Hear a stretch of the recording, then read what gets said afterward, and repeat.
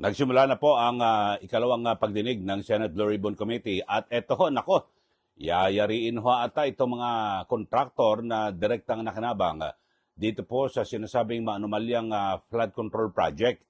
At ayon po kay Senate Blue Ribbon Committee Chairman Rodante Marcoleta, ay nakaredy na at nakipag-ugnayan na ang Senado sa AMLAC, yung Anti-Money Laundering Council, na kung saan ay iniimbestigahan na yung mga ari-arian o kayamanan ng mga kontraktor at maaring ma-freeze yung kanilang pera o kayamanan. Nako, yari ho kayo. At gayon din ay sa Bureau of Immigration ay iniimbestigahan at binabantayan na rin ito pong mga kontraktor na kung saan ay baka biglang pumuslit po ng bansa at doon na po magtago habang nagsasagawa po ng investigasyon ng Senado. So dahil dito ay hinihikayat po ni Senator Marcoleta yung lahat po ng mga kontraktor na magturo na kayo. Lalo na ho yung mga ituro nyo, yung mga mas may mabibigat na pananagutan tulad po sa DPWH at ganyan din po yung mga politiko na sangkot dito po sa anomalya. Dahil sa, nako, hindi po ito biro plunder ho ang pwedeng kaharapin na kaso ng mga kontraktor, lalo na ho kung hindi po sila magsasalita, no? At sila po yung madidiin. Sabi po ni Senator Marcoleta, ituro nyo na kung sino mga politiko at mga opisyal ng DPWH ang direktang nakinabang o direktang may pananagutan at may malaki ang pakinabang. Dito ho kasi, at kung sakasakaling mas malaki ho ang pananagutan ng mga opisyal, pwedeng ang mga kontraktor ay magsilbing sila po ay state witness. O di po ba? Bagamat maaring ang kanilang pananagutan na lamang ay kasong sibil na maaring yung kanilang mga sasabihin natin na naging pakinabang o nakulimbat sa pondo ng gobyerno, pwedeng ibalik, tapos wala na po silang kasong kriminal. So may mga ganyang aspeto dito po sa atin. Pero eto ho kinakailangan ho na magsalita na itong mga kontraktor ho. At ayon po kay Senator Marcoleta, meron na nga po nagsabi at nagpahayag na kung saan ay handang humarap at tumistigo. Kaya lang, isa lang po ang maaaring pumipigil yung banta po sa kanyang buhay at sa kanyang pamilya. So may mga ganun na ho, mga kababayan. Alam nyo, kapag merong mga kontraktor na sabihin natin, kumanta na at itinuro na, ito ay magiging ugat para tuluyan na pong mawakasan, di ba? Yung mga ganitong kalokohan na ito at katiwalian. Kasi lalo mo, makapagturo po sila ng isang politiko, kongresista man o senador, at opisyal ng DPWH na kung saan ay kanilang nakasabwat. Kasi alam nyo ho, itong mga kontraktor, hindi po sila makakuha ng project kung sila lang. O kahit sabihin mo, kumuha ka ng sumama ka sa bidding, kung hindi nakatimbre, hindi mo makukuha. Yan po ang realidad. Kahit na lahat ng bidding, salihan ng iyong kumpanya, tapos hindi ka magbibitaw, malabo hong makuha ang project. So, pinakamainam ho, tumuga na ho kayo, kumanta na, at sabihin nyo na kung sino yung mga funders o yung mga politiko na kung saan, di ba, ang pinaghinalaan yung pondo na yan, sila po ang nagmaniobra para makuha ang pondo, makuha ang control, tapos sila rin ang kukuha ng sariling kontraktor o mga kaibigan.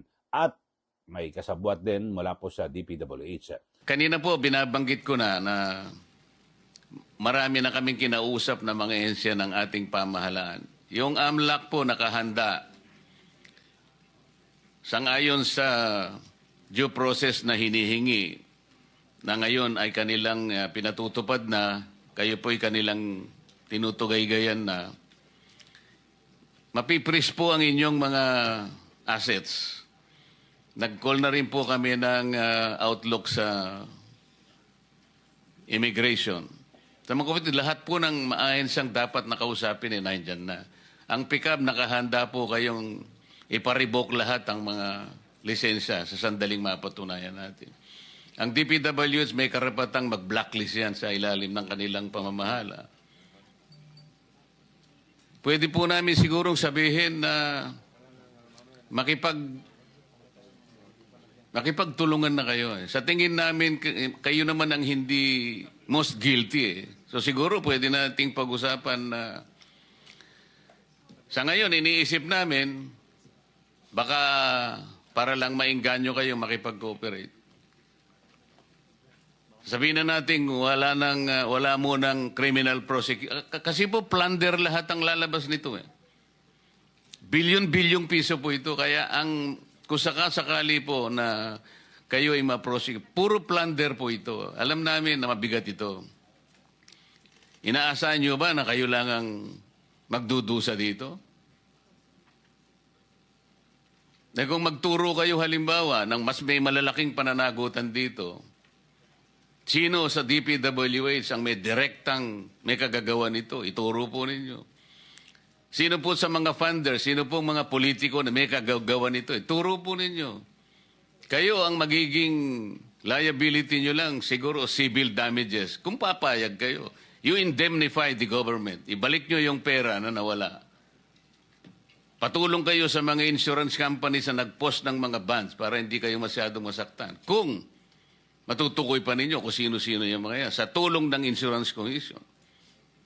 Ibig ko sabihin, para hindi kayo ang magigitin lang ng leeg, magturo na kayo. Yan po yung gusto namin mangyari rito. Bagamat meron pong nagbigay na ng mga feelers, ngunit hindi namin alam kung paano namin kayo matutulungan hanggat hindi po kayo magsasabi talaga. Meron po talagang sumulat sa amin na nagsasabi na gusto na nilang magtapat. Ngunit, ang sabi nila, nanganganib po ang buhay namin at ang buhay ng aming pamilya. So kayo po ang magdesisyon dyan. So maliwanag ho yan, mga kababayan, at siguro makatutulong ho itong mga contractor para mas maging mabilis po itong investigasyon at syempre in aid of legislation ay matignan din kung ano-ano pang mga pwedeng batas na ipanukala at para sa mga susunod na panahon ay maiwasan na yung mga ganitong anomalya sa pondo ng bayan. Talagang, alam nyo ho, ang kalikasan ho, ang Panginoon Diyos talagang ibinibisto ho lahat eh.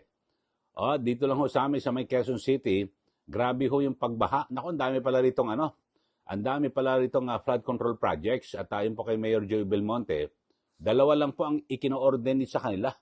Ang dami-dami ho. Nako, dapat tong matingnan din ho, mga kababayan. Okay, so yan lang po at ipagpapatuloy ho natin maya-maya itong pagtugaygay dyan po sa Senate hearing ng Blue Ribbon Committee.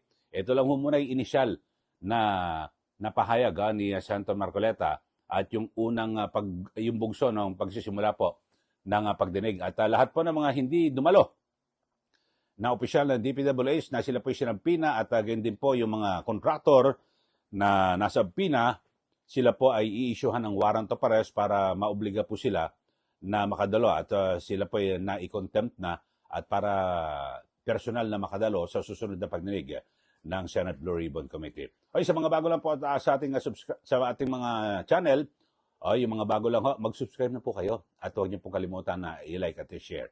Ang tabayanan, maghapon po itong ating gagawin na bibigay ho ng update sa inyo po para kung ano may nangyari sa Senado. Maraming salamat muli. Ito po si Ka Eli. Magandang araw po sa ating lahat.